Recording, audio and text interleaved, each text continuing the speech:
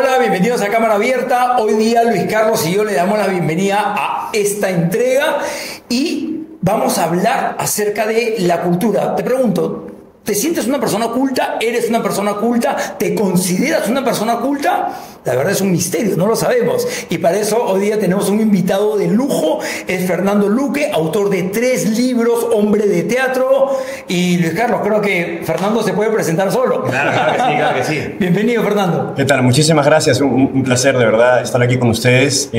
Bueno, efectivamente, soy un hombre de teatro hace mucho tiempo. Es mi oficio, me dedico a eso. Actúo, dirijo teatro, enseño teatro, escribo teatro. En realidad, claro, he tratado de complementarme y de realmente realizar todas las cosas que puede hacer un hombre de teatro. También he producido obras, aunque en producción nunca he sido tan hábil, la verdad. Tan prolífico. Pero sí, ¿no? Y bueno, ahora también estoy como gestor cultural porque fundé la escuela La Vaca Multicolor, que es donde trabajo actualmente. La fundé también de la mano de Andrea Alvarado, a quien le mando un saludo. Desde acá, que está en Madrid haciendo un doctorado en artes escénicas y con quien hemos construido La Vaca Multicolor desde cero, ¿no? Y efectivamente he escrito 3 libros. Son 3 libros muy distintos. El primero lo escribo durante pandemia con Branko Marusic, que es un amigo muy cercano, y se llama Epístolas filosóficas entre un cristiano y un actor. Y aborda una suerte de reflexiones filosóficas y teológicas sobre lo que vendría a ser el catolicismo y alrededor no solo del catolicismo, sino sobre la idea de la verdad. En ese momento yo tenía pensamientos muy distintos a los que tengo ahora. El cristiano era Branko, el actor era yo, evidentemente. Y además la figura de actor estaba también en relación a una figura muy importante, que es la figura de que el actor pertenece a Dionisio, ¿no? Dionisio es el dios del teatro según la antigua Grecia, etc., ¿no? Entonces yo me ponía un poco como un filósofo trágico.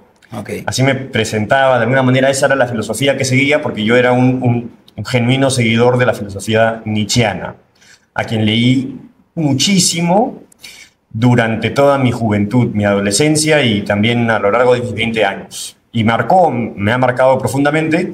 Ahora estoy un poco en las antípodas del pensamiento nietzscheano, pero no puedo negar que durante muchos años me marcó. Luego escribí 5 obras de teatro, entre las cuales la más importante era La tragedia de Alonso Alcedo, primer emperador del Perú, que trataba de un hombre que empezaba a hacer unos videos bastante radicales en redes sociales, y a partir de esa radicalidad se convertía en una figura mesiánica que lograba ser emperador del Perú en una situación parecida a la que vivimos ahora. Ese era el libro, la obra principal. Había otras obras también que tocaban diferentes temas, y finalmente el último libro se llama En el nombre del teatro, que habla de diferentes ensayos filosóficos alrededor del teatro, pero también salto a diferentes temas, un poco a veces filosóficos, teológicos o también políticos directamente, ¿no? En el nombre del teatro sí hay un fragmento que es el 27, si no me equivoco. No es un libro largo, es un libro cortito, creo que sustancioso. Y al final de ese libro sí ya hago una suerte de exposición sobre cuáles creo yo que son los problemas principales de la política del país. Interesante. Buenísimo. Y una consulta. De hecho, antes de ir a temas picantes, ¿no? Un poco para armar contexto, para que el público también te conozca un poco más, cuéntanos, cómo así te motivaste por teatro y además por ese tipo de teatro, que entiendo que es teatro dramático, ¿correcto? Sí. Yo empecé haciendo teatro, bueno, nosotros fuimos al mismo colegio, pues. Y no sé si te acuerdas que... De hecho, tú fuiste un elemento clave, aunque no lo creas, porque yo había hecho impro a los 15, pero había hecho solamente un curso de impro que lo ofrecieron gratuitamente en el colegio, ¿no? Y a partir de ese curso de impro fue que aquí Luis Carlos me dijo, oye, tú haces impro, ¿no? Vamos a Rockin' Bembos. Y le digo, ¿a qué? No sé, me dice, tú haces impro. Improvisa algo y canta algo, ¿no? Porque necesita un cantante, alguien que tenga algo que pueda hacer en el escenario. Y yo no sé por qué, le dije, bueno. Y ahí fue donde empezó verdaderamente también el aprendizaje en la cancha de lo que es las artes escénicas. O sea, realmente, ¿no? Formamos una banda, una banda de rock. Y no nos fue nada mal, de hecho, para nada. Bien bacán, bien bacán. Fue bien bacán. Y más allá de que yo igual hacía cursos de teatro a partir de los 15, para mí el haberme enfrentado al público en estos conciertos que hacíamos en diferentes bares, donde también por primera vez, y creo que imagino que tú también, nos enfrentamos al mayor de los ridículos como mínimo 2 veces, que yo recuerdo, ¿no? Que fue en la confirmación y en el... No, terrible. O sea, ridículo, pero así a lo grande, ¿no?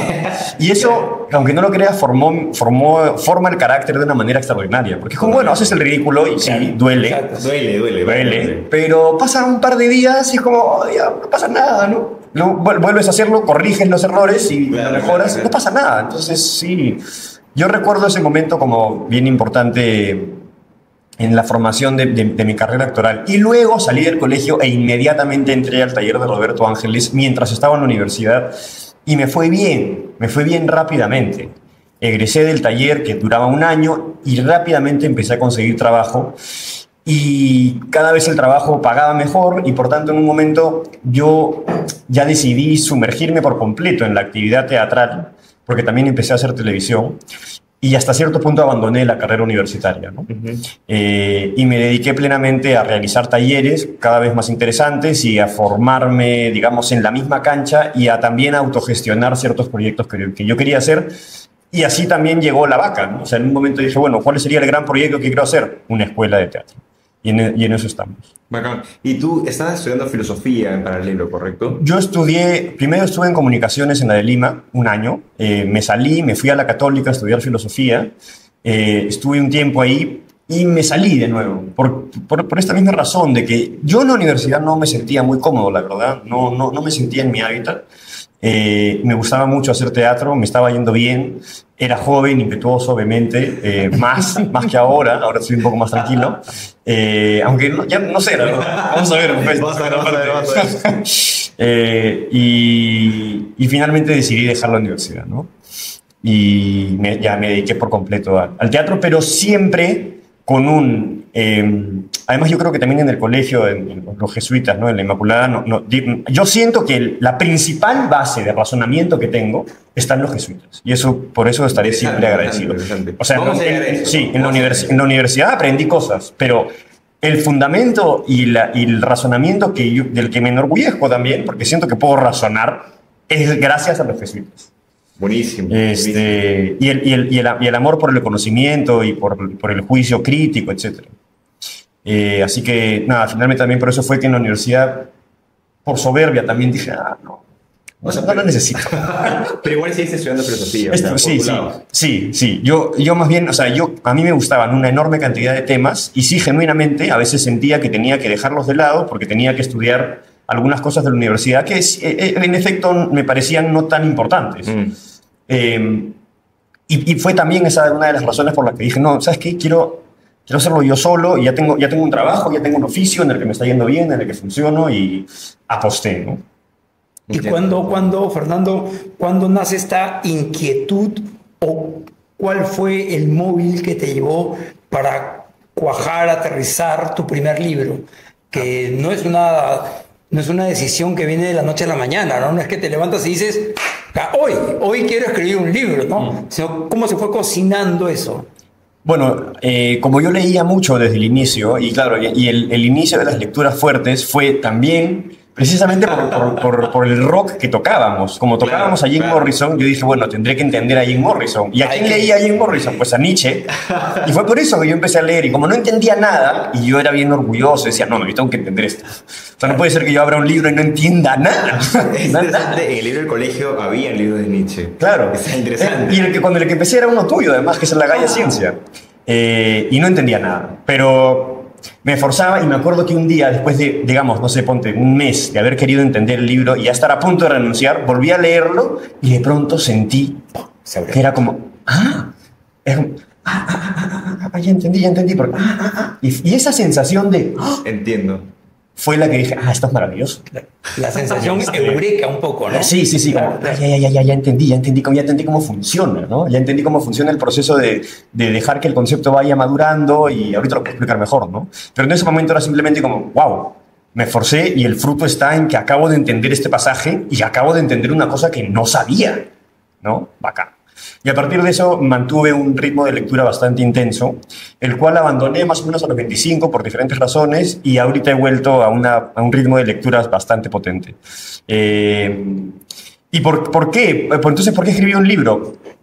Porque, vamos, o sea, realmente yo leía mucho, me gustaba mucho y por tanto poco a poco orgánicamente empecé a escribir, ¿no? Las cosas que yo iba sintiendo, entendiendo, escribía poesía, ¿no? También en algún momento escribí una novela muy de chico, pero muy de chico. Y era simplemente una necesidad casi fervorosa por explicar algunas cosas que yo estaba sintiendo y que obviamente no podía explicarlas en la vida cotidiana. Y en el teatro las podía explicar a veces a medias porque estaba subordinado al texto que tenía que decir, ¿no? Entonces había también una necesidad de expresar algunas cosas que se fue abriendo paso y finalmente en la pandemia con Branco nos empezamos a mandar algunas cartas por correo, pero cartas filosóficas en las que reflexionábamos sobre temas claves como por ejemplo todo empieza con qué cosa es la verdad. Y a partir de eso ya empecé a estructurar un poco algunas cuestiones que tenía en la cabeza y empecé a ponerlas por escrito, a ordenarlas y así aparece el primer libro, ¿no?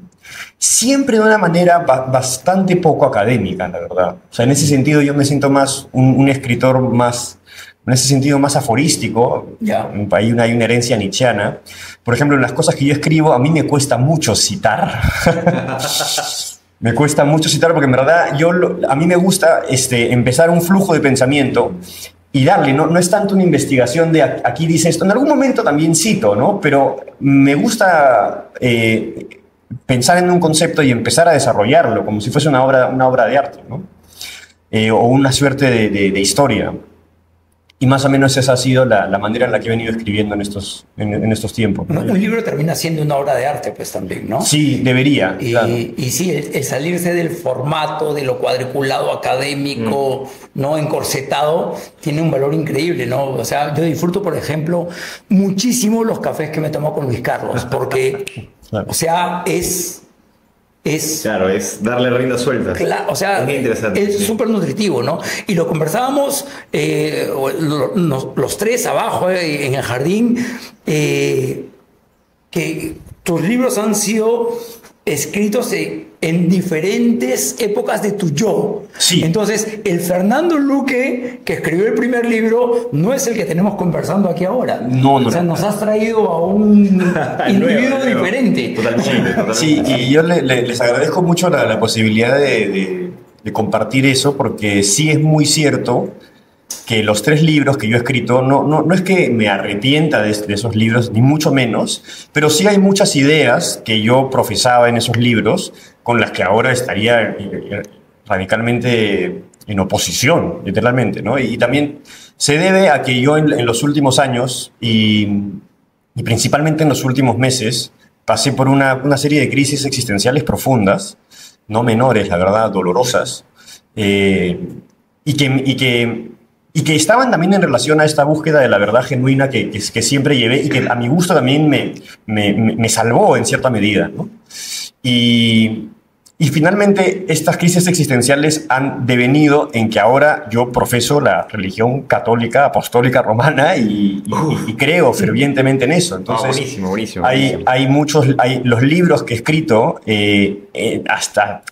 hasta tendría que confesar que quizás algunas frases no solo paganas, sino medio blasfemas, la verdad, de las que sí me arrepiento.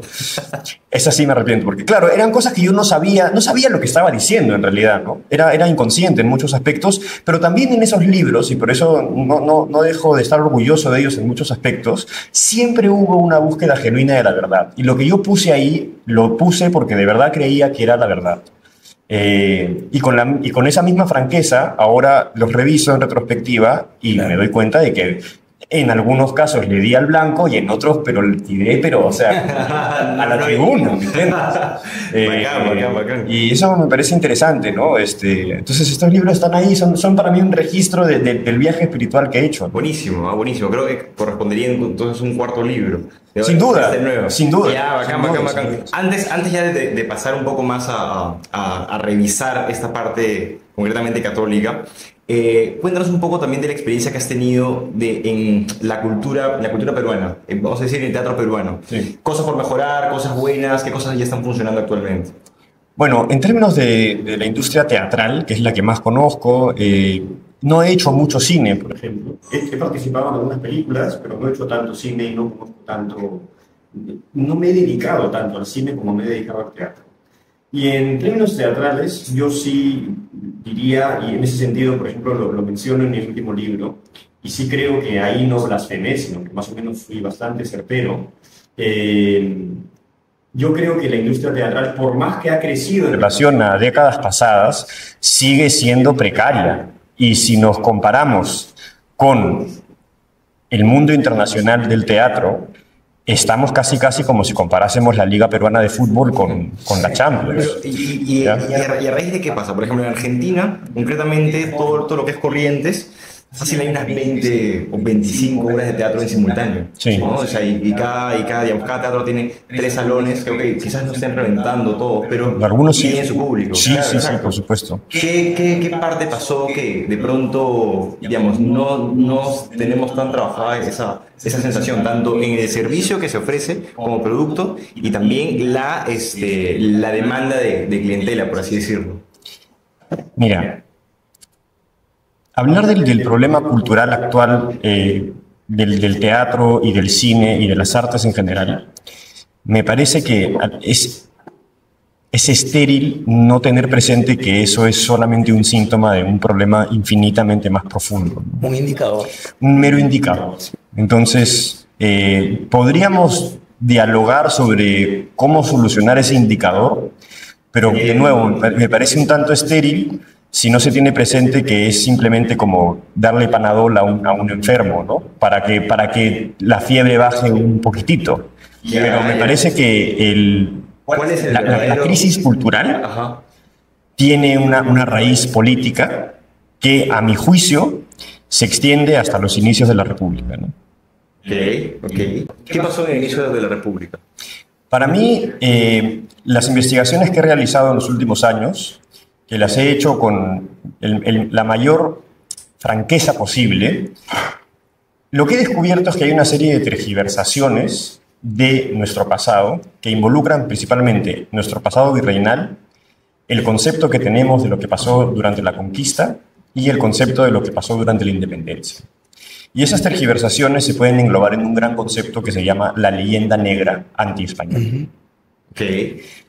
Autores que están en contra de la leyenda negra anti-española, a quienes sigo y a quienes admiro y en quienes me baso, son Marcelo Gullo, Santiago Armesilla, Rafael Aita, que es peruano, sí, que es Capitán el Capitán Perú, a quien también admiro muchísimo y me parece que está haciendo un trabajo fundamental para corregir verdaderamente los males que nos aquejan como país.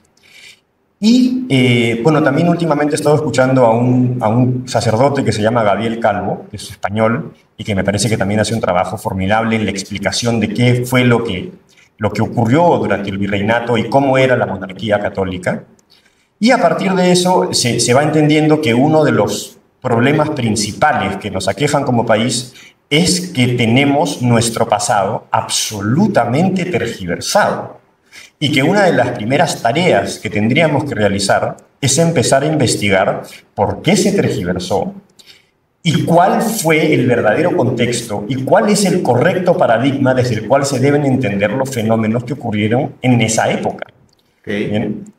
Y por ahí más o menos sería la primera piedra a poner en el debate público, que sería el concepto de leyenda negra antiespañola. Yo estoy en ese sentido plenamente de acuerdo con Marcelo Gullo de que no se puede dar un paso adelante mientras no se haya resuelto ese tema.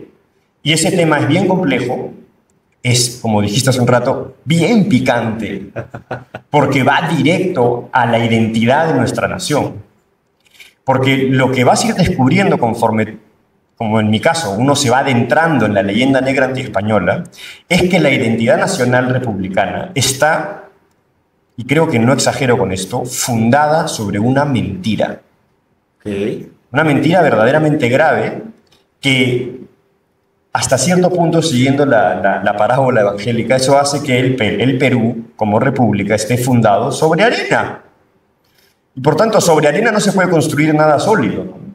Y mientras no se reconstruyan los fundamentos base del Estado-nación peruano, y entender qué cosa además es un Estado-nación y qué cosa es una república, etcétera, de dónde vienen esas ideas, cuál es la genealogía de las ideas de la república y del Estado-nación, de nuevo, no se va a poder dar un paso hacia adelante. Entonces, en ese sentido, apelo a un personaje también bien polémico que se llama Slavoj Žižek, que dice que, no es que estoy de acuerdo en todo lo que él dice, pero él dice una cosa muy interesante, y es que últimamente se cree que lo que tenemos que hacer es ir y actuar.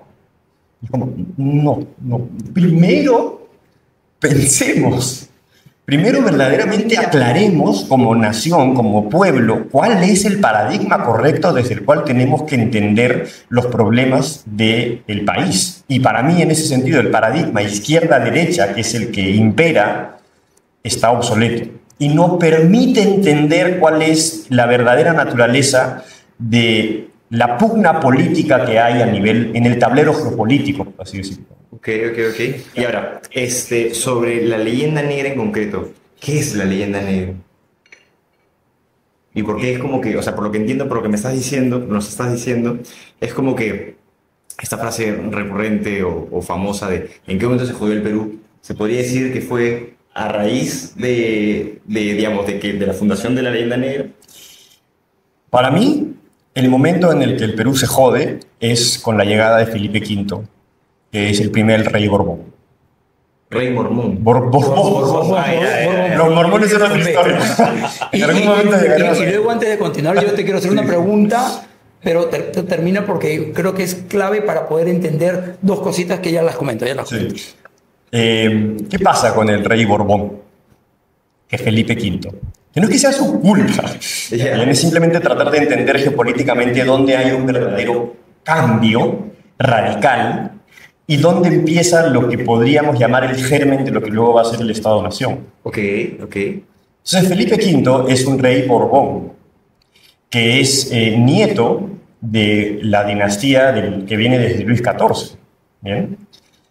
Y Luis XIV es un rey católico, pero que ya está bebiendo de la filosofía protestante, de la nueva religión protestante, ¿bien?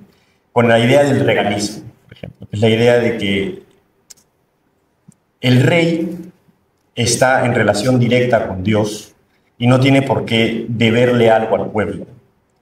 El derecho divino de los dioses es una filosofía que, como bien explica el padre Gabriel Calvo, viene del protestantismo. Y tú dirás, ¿pero qué? ¿En la monarquía católica eso no era así? No.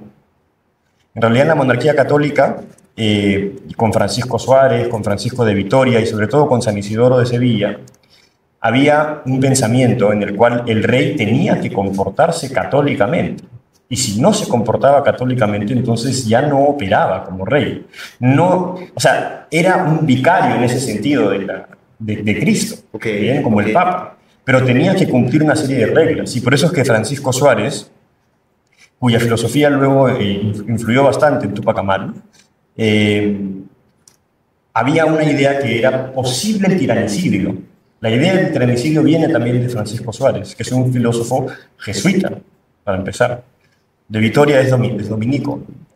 Y lo que se está proponiendo en ese sentido es que, en el caso de la monarquía católica, que estaba representada principalmente por la dinastía Habsburgo, que es la previa a los Borbones, el rey tenía un deber hacia el pueblo, como servidor del pueblo, porque el rey estaba en el fondo sometido al centro absoluto sobre el cual se organizaba toda la monarquía hispánica, que era Cristo. Y con los Borbones, si bien seguían siendo católicos protocolarmente, ya se podía sentir en la filosofía de la época y en el pensamiento que portaban los franceses Borbones, que era una dinastía francesa, ya se veía la influencia borbónica, la influencia protestante, calvinista y luterana.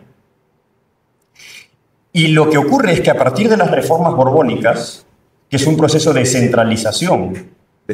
Sí, se centraliza el Estado, Okay. porque en la monarquía hispánica lo que había era una política polisinoidal, es decir, efectivamente había un centro en Madrid, pero las autonomías que tenía el virreinato, por ejemplo, del Perú o el virreinato de Nueva España, eran grandes, eran muy grandes. Y no solo había virreyes en el Perú, había también virrey en Cataluña, en Nápoles, en Flandes. Okay, o sea, Entonces la figura del virrey era más bien que era un representante del rey que sí tenía una primacía, un primo entre pares, pero al final las autonomías que tenía el virreinato del Perú durante los Habsburgo, herederos de Isabel la Católica, antes de ese cambio, tenían una autonomía muy importante. Cuando llegan los Borbones y empiezan las reformas borbónicas, que se consolidan con Carlos III y con la expulsión de los jesuitas, que eran la capa intelectual del Imperio Español, interesante. Total. empiezan los verdaderos colonias. Ok, pero espérate, por lo que estás diciendo, lo estás diciendo como que los incas no eran esclavos de los españoles. Los incas, evidentemente, perdieron la guerra contra los españoles. Ok.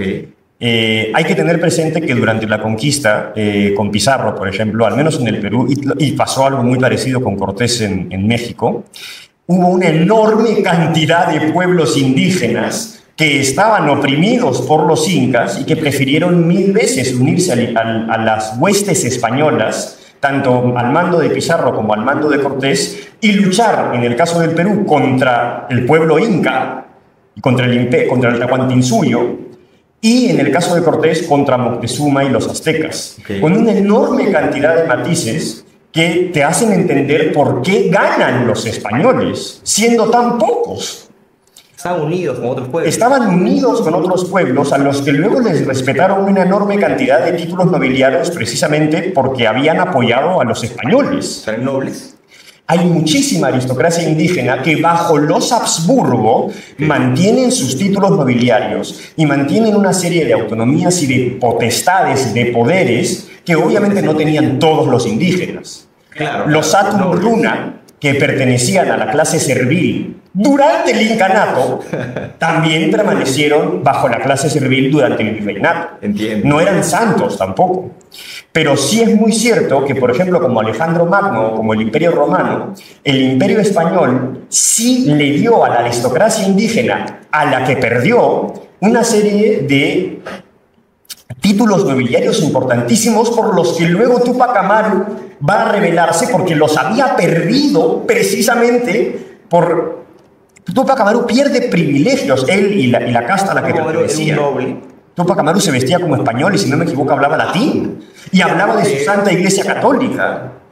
Y además, el mismo alferazgo real de los incas, en un juicio que le hacen sobre si merecía o no el marquesado de Oropesa que le pertenecía a los nobles indígenas por ser descendientes de los incas, el mismo alferazgo real, que estaba compuesto por nobles incas, descendientes de los incas, dice que Túpac Amaru en realidad no merecía el marquesado de Oropesa. Ok.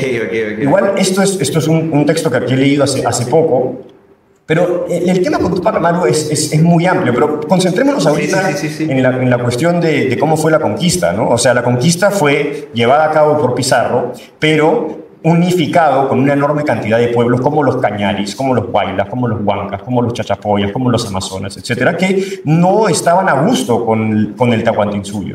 Y dentro mismo de las capas inca, como por ejemplo la guerra civil que había entre Atahualpa y Huáscar, también fue propicia para que Pizarro tomara el poder.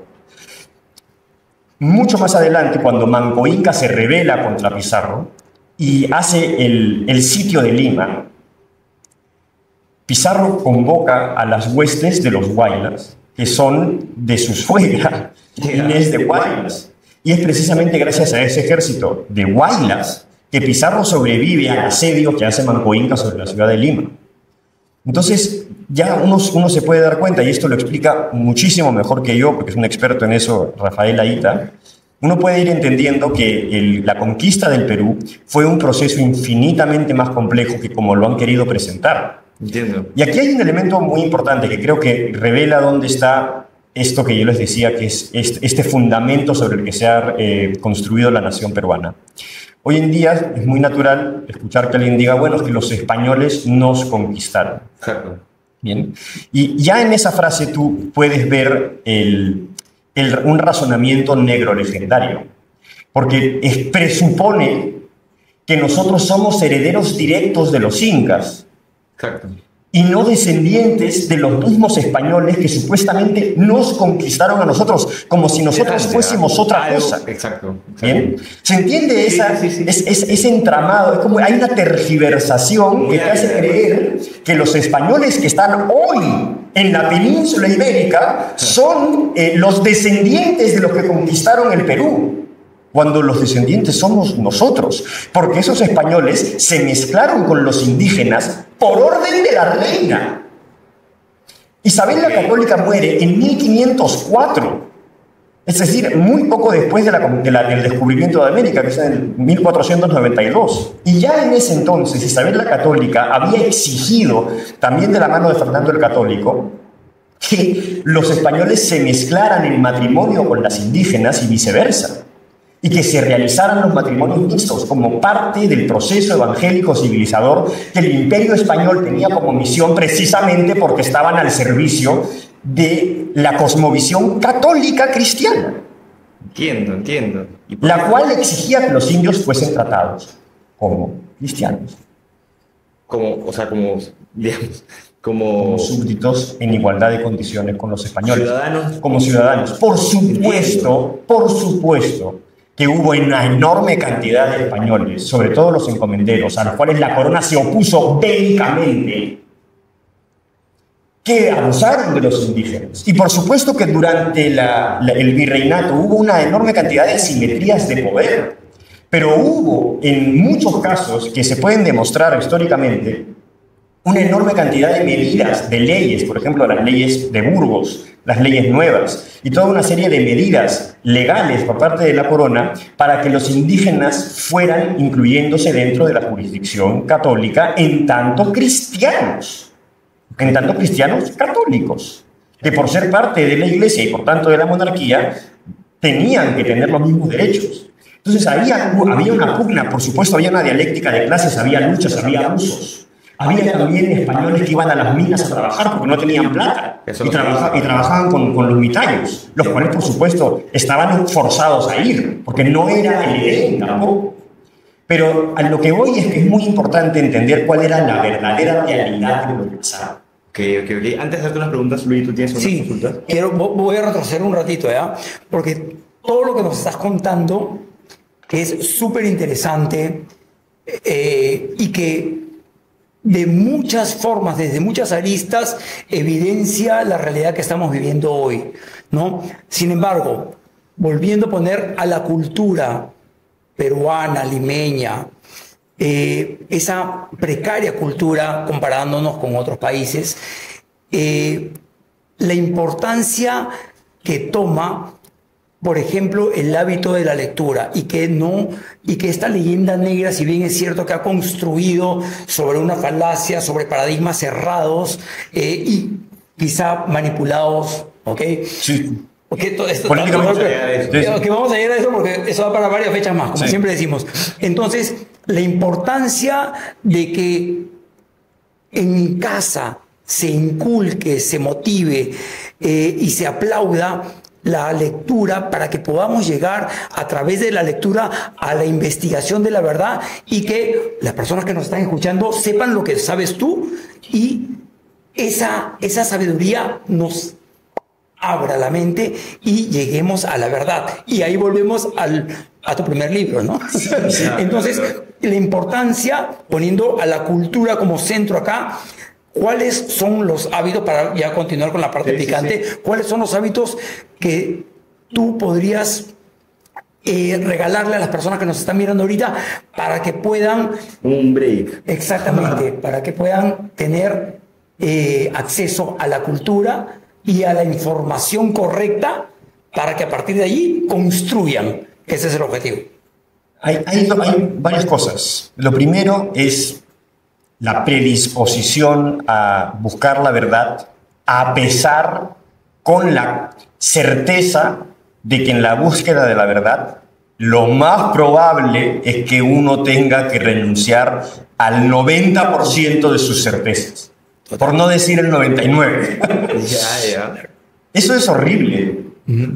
Es de verdad una suerte de padecimiento tener que ir leyendo la historia del Perú y darte cuenta de que básicamente te han estafado. O sea, darte el espacio, que cada ser humano se dé el espacio de la curiosidad y la duda. Así es. ¿Por qué me voy a comprar esta verdad? Por supuesto, por supuesto. A mí no me ha sido sencillo entender estas cosas. No me ha sido para nada fácil, me ha costado. He luchado contra las ideas que me habían inculcado desde niño. Pero si uno se mantiene firme en la búsqueda genuina de la verdad, sí se pueden atravesar estas selvas de dudas y de egos también, de orgullos, de decir, oye, no, pero es que mi identidad está fundada sobre, por ejemplo, que los españoles eran malos, genocidas y nos conquistaron. Y son malos. Claro, enemigo total. Mi identidad está fundada en eso. Claro. Y es la verdad que compramos y sobre la cual... Claro. Vimos todo lo que viene. Exactamente. Tanto Así es. la cultura, Todo. como los programas de televisión. etcétera. Todo. Entonces, es verdaderamente duro tener que arrancarse esa piel y no prometo otra cosa que dolor. Bien, entonces, o sea, realmente uno tiene que tener esa predisposición cuando va a entrar a verdaderamente ir a los libros, no para fortalecer sus certezas ya que ya tiene, Claro. sino para verdaderamente tratar de entender qué es lo que pasó, ¿no? Y estar dispuesto a asumir que quizás uno se equivocó. Eso, digamos, la predisposición que considero la más fructífera, ¿no? A la hora de hacer una investigación. Y en segundo lugar, bueno, luego la certeza de que si uno no realiza esa búsqueda personal de la verdad, va a estar sometido a otras personas que, en el mejor de los casos, sí buscaron la verdad, la encontraron y te están diciendo, mira, estás equivocado, no tienes idea de lo que hablas, o en el peor de los casos, a gente mentirosa que es consciente de que tú no sabes de lo que estás hablando y te manipula. Entonces, o sea, en la búsqueda de la verdad es el único lugar en el que uno puede verdaderamente encontrar una soberanía del espíritu, ¿no? Exactamente. Y por eso también es interesante ponerlo de esa manera, porque eso le va a dar al adolescente o al joven, digamos, la motivación para, oye, no es meramente acumular información y hacer un listado de fechas y decir este rey estuvo acá y el otro rey estuvo acá. Total. Es poder entender cuál es tu historia y por tanto saber quién eres y por tanto tener esa soberanía de decir, oye, mira, esto fue lo que pasó. Y eso no es verdad, es una tergiversación. Y en todo caso podemos discutir sobre qué significaron estos hechos, pero hay que tener al menos un paradigma claro de cuáles fueron los hechos en su verdadero contexto, ¿no? Exacto. Entonces esa soberanía solo la puede ofrecer el estudio y sobre todo esto, ¿no? La búsqueda genuina de la verdad. Y creo que con esa motivación así planteada de esa manera, la motivación puede ser mucho mayor, ¿no? para quien quiere empezar este proceso. Yo quiero hacerte una pregunta antes de que entre Luis Carlos, porque Luis Carlos te va a venir con la artillería pesada. Pero es una pregunta a la luz de lo que hemos conversado abajo en el jardín. Y ahora, las órdenes que entraron al Perú fueron en este orden, ¿no? Primero dominicos, franciscanos, mercedarios, agustinos y al final los jesuitas. Sí. Entonces, tu opinión personal, yo tengo la mía. Sí. ¿Por qué votaron a los jesuitas? Bueno, lo que yo tengo entendido, y con esto sigo al padre Gabriel Calvo, es que los jesuitas eran los únicos que tenían la formación intelectual lo suficientemente robusta como para hacerle frente a la nueva religión herética llamada protestantismo, que ya había, de alguna manera, la palabra es la correcta, contaminado toda la mentalidad de Occidente. Y había ya dominado todo el norte de Europa. Y los reyes borbones eran perfectamente conscientes de eso. Entonces, sabían que esos enemigos, que eran los jesuitas, que además habían arraigado dentro del Imperio Español con muchísima fuerza, hasta el punto de que tenían milicia dentro de las reducciones del Paraguay, por ejemplo, donde había, si no me equivoco, hasta 100.000 indígenas que sabían latín, griego, aymara, todos los idiomas propios, los jesuitas los aprendían y luego los compartían en las catequesis con los indígenas. Y además les enseñaban música, arte, orfebrería, metalurgia, entre otras cosas. Y las reducciones jesuitas son casi verdaderos ejemplos de utopías, casi. Realmente era una tierra comunal donde no había mucha diferencia. Había una jerarquía, por supuesto, ¿no? Pero era una jerarquía de unas personas que verdaderamente estaban al servicio de votos de castidad, de pobreza, de servicio al prójimo, etc. La jerarquía por estructura, básicamente. Sí, es, por estructura y de responsabilidad. O sea, tú estabas en la jerarquía, en la parte alta, porque estabas, y por tanto tenías una serie de deberes frente a los que estaban más abajo en la jerarquía, ¿no? Una jerarquía sana en ese sentido. Total. Y entonces, en ese sentido, los jesuitas tenían un inmenso poder. Eran la élite intelectual que formaba principalmente a la aristocracia tanto española, criolla e indígena, entre las cuales estaba Túpac Amaru, por ejemplo. Y obviamente cuando los Borbones se dan cuenta de esto y ya la filosofía protestante ya estaba, digamos, injertada en su paradigma, se dan cuenta de que los jesuitas eran el primer gran estorbo. La piedra en el zapato. Pero y además, o sea, es que no solo los expulsan del Imperio Español, los habían expulsado antes de Portugal y de Francia y de otros lugares. Pero lo más importante es que al poco tiempo los eliminan de la Iglesia Católica, disuelven la orden. Lo que quiere decir que esto era un programa de mayor alcance. O sea, no se puede hablar de una conspiración, porque efectivamente lo hicieron. O sea, disolvieron la orden y estuvieron cerca de que desapareciera, porque durante 40 años no podían realizar ningún tipo de misión evangélica. Y recién 40 años después quedaban no sé cuántos, o sea, muy poquitos, y además eran muy señores ya. Y es con ellos que resurge la orden jesuita. Y resurge precisamente porque la iglesia había entrado en caos. Porque los jesuitas, al menos esto es lo que dice el padre Gabriel Calvo, verdaderamente habían logrado un nivel intelectual de altísimo rango. Y efectivamente también se habían ganado enemigos dentro de la iglesia, porque también quizás eran muy orgullosos y como que constantemente estaban haciéndoles entender a los franciscanos y a los dominicos que ellos eran más inteligentes. Eran los haters de la época, se habían ganado. Y por eso es que también dentro de la iglesia no defendieron mucho. O sea, no hubo como un gran levantamiento por los jesuitas, ¿entiendes? Entiendo. Pero sí es cierto que más allá de los errores que ellos pudieron haber cometido, hicieron grandes cosas, y sí es cierto que tenían un nivel intelectual altísimo y fueron los líderes de la contrarreforma, los líderes intelectuales, y obviamente sin ellos la iglesia quedó, sin la capa intelectual, ¿no? sin la punta intelectual, y eso fue nefasto. Ahora, tú has mencionado varias cosas, pero creo que estás girando dentro del mismo eje. Porque estás diciendo que Túpac Amaru se rebeló no porque... O sea, primero estás diciendo que era un noble, ¿no? Que no se rebeló... Comerciante muy poderoso. Comerciante muy poderoso, ¿no? Que se rebela porque el rey ya no sigue la tradición religiosa. No, a ver, no soy un experto en Túpac Amaru, primero.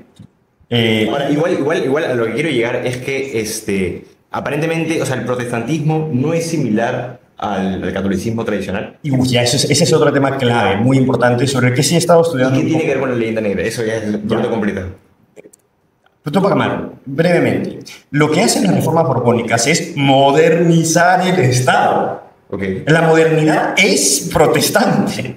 Okay. O sea, hasta cierto punto de que tú podrías decir modernidad igual teología protestante, medioevo igual tradición católica romana. Por lo cual, obviamente, para nosotros los modernos, el medioevo no es otra cosa que ser retrógrado, oscurantista, etc. Eso no es verdad. Eso también hay, así como una leyenda negra en español, hay una leyenda negra medieval.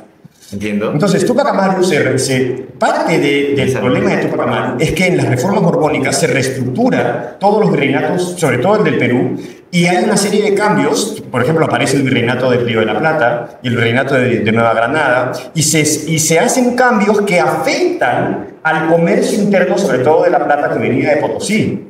Y eso afectó directamente al comercio de Túpac Amaru. Y además estaba el tema de que Túpac Amaru exigía ser marquesado de Oropesa, que era el título nobiliario que la corona le reconocía a los nobles indígenas descendientes del Incanato, ¿no? Entonces Túpac Amaru reclama eso porque él se consideraba a sí mismo heredero de los incas, ¿bien?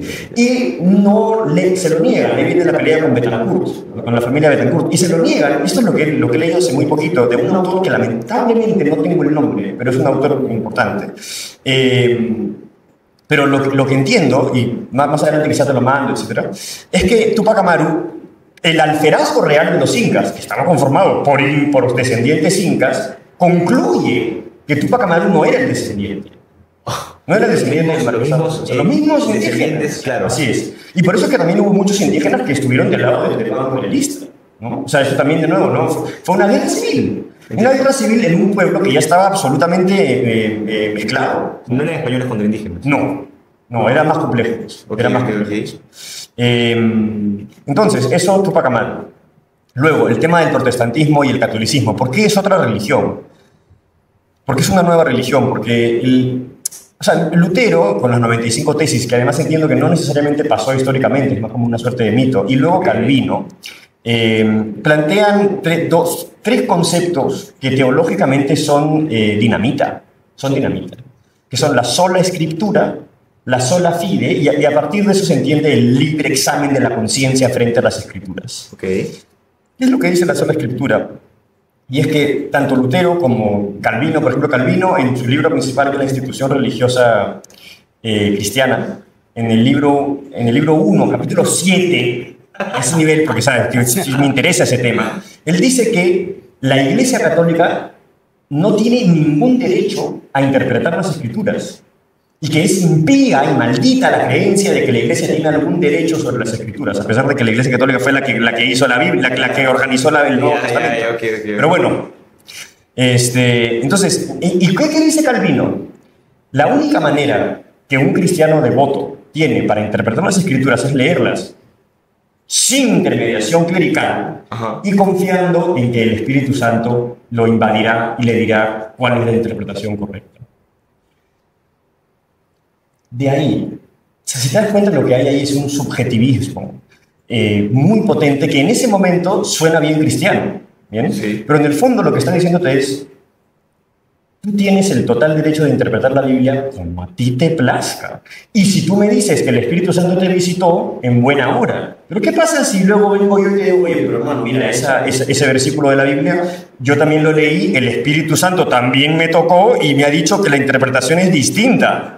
¿Cómo hacemos? O sea, ¿Y cuál es la respuesta? Ambos. Nos separamos en dos iglesias distintas, que fue exactamente lo que empezó a pasar a partir de la llegada del protestantismo, que se han abierto miles y miles y miles de iglesias protestantes, evangélicas se le llaman. Entiendo. ¿Y por qué eso es anticatólico? Porque la iglesia católica es una. No pueden ser varias. No tiene sentido, no pueden ser varias. O sea, la iglesia católica se funda en las escrituras y se funda en la tradición apostólica romana. Y si tú niegas una de las dos, estás minando y dinamitando todo el aparato conceptual teológico sobre el que se sostiene la iglesia católica. Entiendo. Entonces, la sola escritura dinamita ese fundamento teológico y por tanto crea otra religión. Y esa religión al final, ¿en qué va a devenir? En el laicismo que tenemos hoy día gobernando. O sea, ¿el laicismo como religión? Para mí el laicismo es la fase madura del protestantismo. Ok, o sea, espérate, pero el protestantismo es una religión, dentro de todo, católica, vamos a decir, o religión como tal. ¿Cómo el laicismo puede ser una religión también? Esto es bien complejo. Yo te ayudo a explicarlo. Es bien complejo. Pero mira, la sola escritura lo que está fundamentando teológicamente es que al final, si tú puedes leer las escrituras de manera libre, sin ninguna intermediación clerical, eso en el fondo significa que el juez último es el yo, y nada más que el yo. Esa es la consecuencia teológica de ese fundamento de sola escritura. El juez último sobre la verdad, ¿cómo cambia? Es el yo. ¿Qué cosa es el laicismo? Sino una religión cuyo centro absoluto es el individuo soberano. el cual se basta a sí mismo y se sirve a sí mismo. ¿Cuáles son las leyes principales? ¿Cuáles son los mandamientos del laicismo? Los derechos humanos, que ya es curioso que en la religión laica la ley principal sean derechos y no mandamientos y deberes. ¿Bien? Sí. ¿Por qué el laicismo es una religión? Porque opera en el fondo como una religión. ¿Cuál es el estrato más importante? ¿Qué cosa reemplaza a la Iglesia Católica después del protestantismo? El Estado-Nación. ¿Dónde aparece el Estado-Nación? En la Paz de Westfalia. ¿Quién gana en la Paz de Westfalia? Pues los ejércitos pro-protestantes. ¿Qué produce la Paz de Westfalia? La entronización del cuius regius, cuius religios, que significa que la religión del rey es la religión del pueblo. Por tanto, la gran diferencia teológica fundamental entre el protestantismo y el catolicismo es que en el catolicismo la política está al servicio de la fe, mientras que en el protestantismo la fe está al servicio de la política. Entiendo. O sea, abre estas puertas para poder maniobrar un poco a la interpretación de cada uno además. Así es, así es. Ya. Y por eso de ahí, y lo digo muy en serio y sin querer faltarle el respeto a nadie, de ahí a la idea de que yo me siento mujer y por tanto soy mujer, es una herencia directa de sola escritura. Entiendo. Hay una reflexión que a través, creo que en algún momento me asaltaron las mismas dudas que a ti, ¿no? Aunque recién nos conocemos. Y esto de que el laicismo se considera una no religión, la esencia está en la palabra, en lo que significa religión, ¿no? Entonces, y cuando me volqué a la investigación, porque era una piedra en el zapato para mí, no tenerla clara. Entonces, estamos hablando de hace varias décadas atrás. Religión significa religare, volver a ligar, volver a conectar, volver a linkar. Entonces, en la religión católica, por ejemplo, la religión es volver a linkarme con mi creador.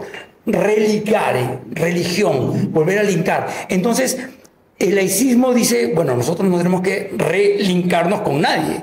Entonces, y dije, ya, no estoy defendiendo, simplemente, ahora entiendo por qué el discurso. ¿No? Ahora entiendo por qué el discurso. Sí. Entonces, y una de las bases, de las tantas bases del laicismo, es el ubi ius ibi societas, donde hay derecho, hay sociedad. Y con eso nos basta para construir, ¿no? El orden laico.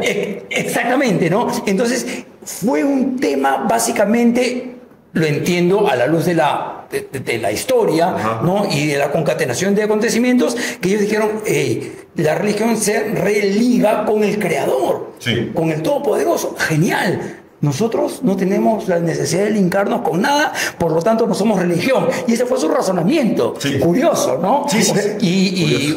Sí. Entonces, por ahí va el tema, ¿no? Mira, yo creo que lo primero es que hay que entender qué cosa sería una religión. Creo que es bien importante hacer un replanteamiento, ¿no? Por lo general, creo que coloquialmente se entiende religión como un sistema de creencias que está en función de algo que está más allá del mundo, ¿no? Más allá de la muerte, un Dios transmundano, un Dios trascendental. Uno dice, la religión musulmana, obvio, sí es una religión. La religión católica, obvio, es una religión. La religión laica, no. Claro, no es una religión. Ya. Lo que yo quiero plantear es que eso es mentira. El laicismo es una religión. Y de hecho lo que estoy tratando de proponer es que es la fase madura del protestantismo. Y que el protestantismo es al laicismo lo que los cristianos primitivos son al catolicismo. ¿Por qué? ¿Qué sería entonces una religión? Yo lo quiero definir de la siguiente manera. Utilizo algunos autores como Durkheim, por ejemplo, o Carl Smith. Una religión vendría a ser un sistema de creencias, prácticas, ritos, símbolos e instituciones, ¿bien?, que están todas organizadas, subordinadas a un centro absoluto.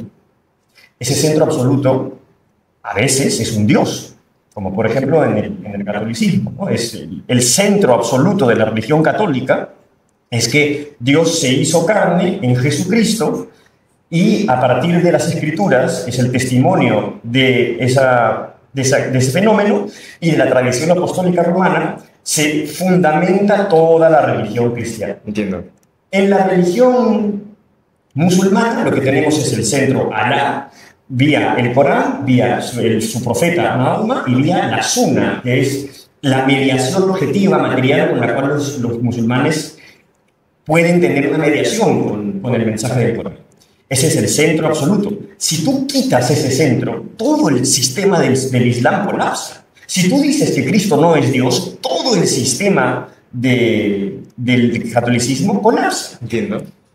Pero en el laicismo, Por ejemplo, antes de pasar al laicismo, el comunismo se le llama en muchas ocasiones una religión secular. Una religión secular. ¿Por qué? Porque en realidad la estructura del comunismo es exactamente igual a la de una religión, digamos, teísta, pero no tiene la creencia en un mundo más allá de la muerte. Pero que no haya una creencia en el mundo más allá de la muerte no significa que la estructura del comunismo funcione exactamente igual que una religión como la católica. ¿Cuál es el absoluto del comunismo? La lucha de clases. Esa idea es central. Si tú sacas esa idea de la lucha de clases, todo el aparato del comunismo se cae. Básicamente la historia se lee como una dialéctica de lucha de clases y el fin teleológico final, así como el paraíso es en la reunificación con Dios, en el paraíso es en el catolicismo, en el comunismo es la llegada en esta tierra de una sociedad sin clases. La sociedad comunista. Entiendo. Cuando llega eso ocurre el fin de la historia.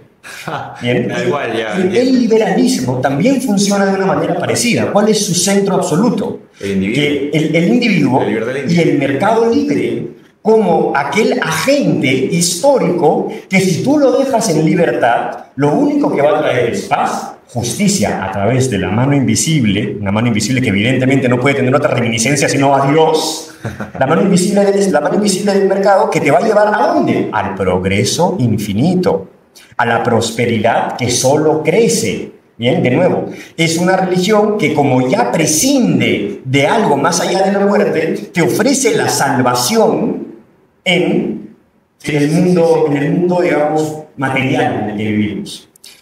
¿Cuál sería el fundamento del laicismo? Para mí, tanto el comunismo como el liberalismo son hijos del laicismo, hijos del protestantismo. Son pequeñas iglesias que están luchando por el trono de la verdad. O sea, siguen separándose desde el núcleo, desde la primera separación de la Iglesia Católica. Siguen separándose. ¿De dónde nace el liberalismo? ¿Ya nace John Locke? John Locke era católico, no, era protestante. Y Adam Smith también, o sea, ya pertenecían a la filosofía anglicana, que es una filosofía que viene de Enrique VIII, que se separa de la iglesia y crea su nueva iglesia. O sea, que es fundado en ideas calvinistas. Entonces, el laicismo para mí, su absoluto, ¿cuál es? Y esta es la trampa, ¿no? La trampa que hace que tú como laico te sientas no religioso. El fundamento teológico del laicismo es que ninguna religión tiene derecho a ser universal, salvo el laicismo. Ok. Porque el laicismo le prohíbe a todos ser universal y te dice, si tú eres un musulmán que quiere imponer la sharia, te va a decir eres un fanático. Y también si eres un católico que quiere volver a la monarquía católica, te va a decir eres un fanático. ¿Quién es el único no fanático? El laico. El laico. El fiel laico. Creyente en que ninguna religión, creyente en el universal de que no hay universal. Entiendo. Y parece no universal, pero sí lo es. Ese es el desenmascaramiento que hay que realizar del laicismo. Y por último, decirle al laico, del cual yo he sido laico como todos, nos han formado en el laicismo. Incluso el catolicismo hoy, después del Concilio Vaticano II, es pro-laico y por tanto pro-protestante. Lo que hay que entender es que estamos bajo la religión laica. Si uno entiende eso, y aún así decide ser laico, bueno, en todo caso estaría al menos decidiendo con conciencia. Claro. Pero es muy importante que se entienda que hoy pertenecemos a una religión y esa religión es la laica, es la que tiene la universalidad, la que tiene la verdad y que se estructura de la siguiente manera. ¿Cuál es el supremo ente del laicismo? La ONU, la Unión Europea, la Corte Interamericana de Derechos Humanos. No se basan en ninguna religión y sin embargo son instancias supremas. ¿De dónde ganan su legitimidad? Ganan su legitimidad porque representan al Estado-nación burgués liberal democrático. ¿Liberal? ¿Y de dónde viene la legitimidad para el Estado-nación democrático? De la voluntad del pueblo. Así es, del consenso del pueblo. ¿Y qué es el consenso del pueblo? Voluntades individuales de sujetos autónomos libres que pueden interpretarse frente al universo de manera autónoma y decidir en conjunto, sin necesidad de ninguna intermediación tradicional. O sea, ese es el veneno real. Esa es la religión. Efectivamente, yo que ahora sí me declaro como católico, sí considero que eso es herejía. Así de simple. Ahora, ¿qué significa eso? Tú ahora mismo eres católico romano, apostólico romano. Apostólico romano. Yo defiendo eso. Y por tanto, lo que siento que tengo que hacer es decir estas cosas. Siento que es lo único coherente con lo que estoy viviendo ahora. Cuando no lo vivía, pues escribía los otros libros que he escrito. Entiendo. Que eran paganos. Lamentablemente ya nos queda poco tiempo. Sí. ¿Ya? Igual que quisiera cerrar con unos puntos concretos. ¿Te puedo robar un minuto más solo para que se entienda la estructura del religiosa del laicismo? Sí. Era ONU, Estado-Nación, Ya. Estado-Nación. ¿Dónde están los teólogos y los juristas? Son los profesores de universidad. Bien, que defienden el orden laico. Esos son los abogados, o sea, los economistas que hablan en términos de números también defienden el orden laico. ¿Cuál es la parroquia del laicismo? Es el colegio donde te dan los conceptos básicos del laicismo: tolerancia, civismo, dignidad humana, etc. Que, ojo, no es que esos conceptos de saque estén mal. El feminismo también tiene conceptos que son buenos. El tema es que tú tienes que analizar que esos conceptos están dentro de un entramado completo, total, que tiene como fundamento la no universalidad del universo. O sea, podemos, digamos, salvaguardar cosas del liberalismo. Por supuesto. Del mismo modo que el liberalismo también, el mismo protestantismo salvaguardó cosas del catolicismo. El tema es entender que es una religión y que tiene un fundamento y que ese fundamento ha tomado la universalidad y pretende hacernos creer que no lo ha tomado. Es que es neutra. El laicismo es neutro. Es razonable nada más. Esa es la mentira. No es neutral. Es una universalidad. Es una religión. Y la que está en pugna, si es que aún queda algo de verdadero catolicismo, es la católica. Y si no, lo que va a ganar, te lo digo muy claramente, es la islámica. Que ya está ganando. Ya está ganando, pero arrasando. O sea, en 25 años Francia probablemente no va a ser católica. Ni laica. Ni laica. Claro. O sea, ¿nos unimos en el catolicismo o fue? Para mí, te soy muy franco, sí, me parece que esa es el camino. La salida, la solución. O sea, la solución es regresar al catolicismo apostólico romano. Así es. A misa. Todos a misa. Y ultimito, no sé si te haces una consulta, pero aprovechando esos últimos minutos, ¿por qué entonces, primero, tenemos la leyenda negra está en los libros de colegio, uno, luego también, no va a alcanzar el tiempo, pero ¿tú crees que el protestantismo hizo que finalmente erradicaran en Estados Unidos y acá colonizaran los católicos? Y por último, ¿qué fue con la independencia? ¿Acaso no fue buena? Ya. A ver, ¿puedes repetir el protestantismo? Si aparece una nueva religión, que es el protestantismo, ¿qué tienes que hacer con la otra? Chancarla, como sea, políticamente, tergiversarla, destruirla. ¿Quién era el representante más importante del catolicismo en 1500 y hasta 1800? La monarquía católica hispánica, ¿no? Entiendo. ¿Y de dónde nace la leyenda negra? En la Alemania, principalmente con Lutero, además, que era un anti-español furibundo. No solo anti-español, también anti-judío. De Lutero a Hitler era un santito. Lean, si no, lo que decía Lutero sobre los judíos es realmente, o sea, brutal. Bien, y sobre los campesinos también.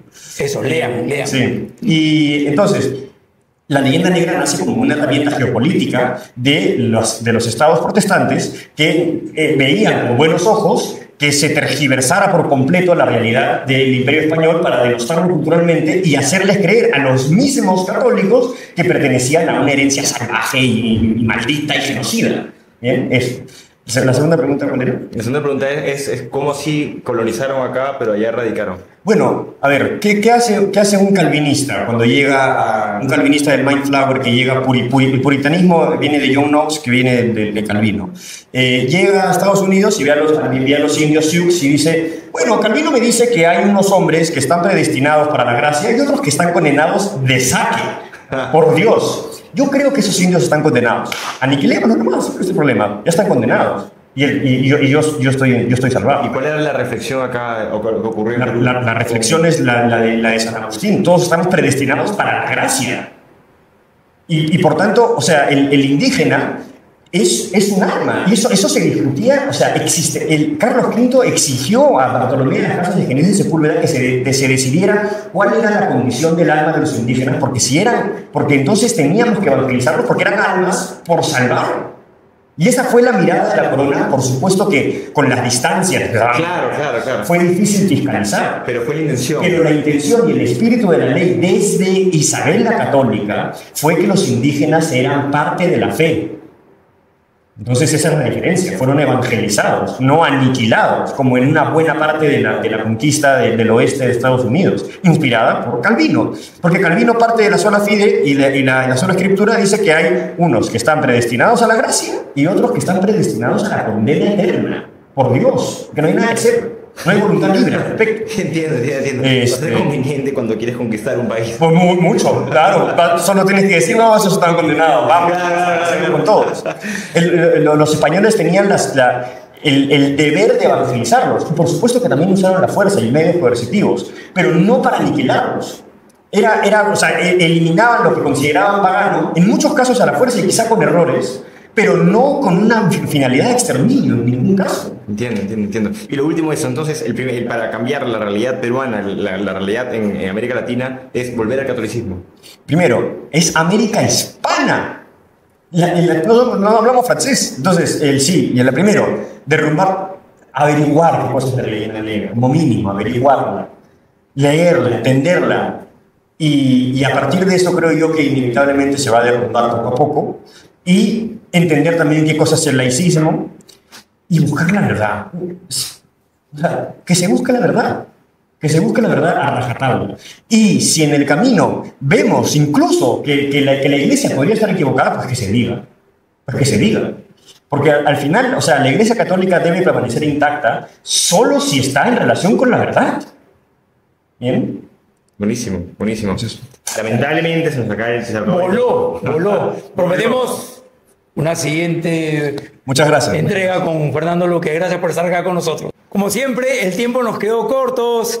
Luis Carlos y yo estamos un poco tristes porque Fernando no pudo estar más tiempo con nosotros, pero prometemos una segunda entrega con Fernando Luque, hombre de teatro, escritor y con una posición súper clara en diferentes temas muy polémicos. Dinos qué piensas de todo lo que has escuchado, sobre todo suscríbete, dale like, comparte y nos vemos en la siguiente entrega de Cámara Abierta.